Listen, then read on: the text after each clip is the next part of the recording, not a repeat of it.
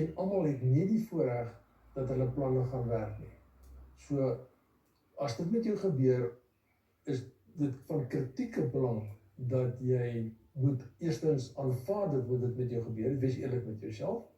Die tweede ding is, was die plan. En dis waar jy mense kan gaan sien om jou te help. Daar is boeke op die mark wat jou kan help, wat vir jou besigheidsplanne kan gee, besigheidsidees kan gee. Hoe weet jy of jy entrepreneur is of nie? Ek dink die belangrike ding om jy te onthou is heel eerste dat almal van ons het 'n kernvaardigheid. Daar's 4 belangrike vrae. En die eerste een is, waarna is jy goed? Waarvan hou jy?